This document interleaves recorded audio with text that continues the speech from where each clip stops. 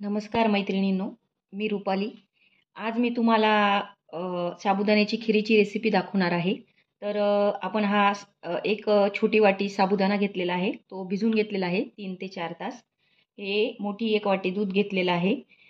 3 मोठे चमचे आपण साखर घेतलेली आहे आणि ड्रायफ्रुट्समध्ये आपण अ, बदाम घेतलेले आहे. हे आपण क्रश करून बदाम घेतलेले आहे जाड बारीक आणि हे जायफळ घेतलेलं आहे आणि लागेल तितकं आपण तूप वापरणार आहोत.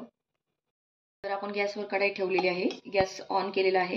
त्यात आपण अर्धा चमचा तूप टाकून घेणार आहोत आणि बदाम आपण थोडेसे तळून घेणार आहोत. तुम्हाला वाटले तर दुसरे पण ड्रायफ्रुट्स टाकू शकता तुम्ही. माझ्याकडे बदामच होते त्यामुळे मी बदामच टाकले.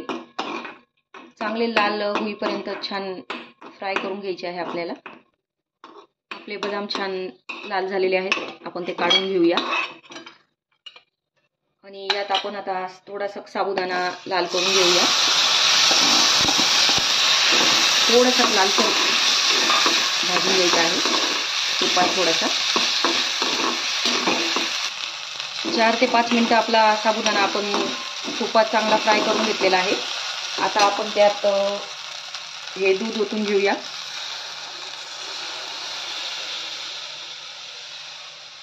आणि छान एकजीव करून घेऊया. आपल्याला 5 ते 7 मिनिटं आपण हे दुधामध्ये शिजू देणार आहोत.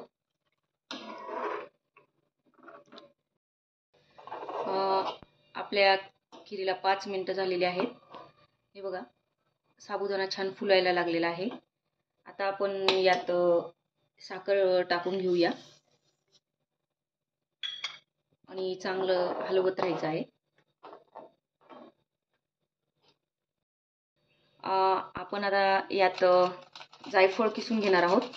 जायफळची टेस्ट खूप सुंदर येते, तर नक्की टाकत जा. खूप सुंदर लागते. आणि आपण हे जे बदाम तळलेले होते ते पण टाकून घेऊया. जायफळने खूपच स्वाद येतो खिरीला. कोणती पण खीर असू द्या, नक्की वापरत जा. चांगली उकळू द्यायची अजून 2 ते 3 मिनिटं अजून.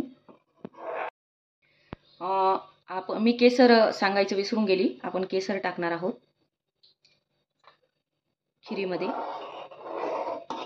ऑलमोस्ट आपली खीर होतच आलेली आहे. 2 ते 3 मिनिटं आपण अजून उकळू देऊया. साबुदाण्याची खीर खूप सुंदर लागते. नक्की ट्राय करा माझ्या या पद्धतीने. तर आपली खीर रेडी झालेली आहे मैत्रिणींनो. तर खीर आपली रेडी आहे, साबुदाण्याची खीर. नक्की ट्राय करा. माझे व्हिडिओ आवडत असतील तर माझ्या चॅनलला सबस्क्राईब करा, लाईक्स करा, कमेंट करा. धन्यवाद.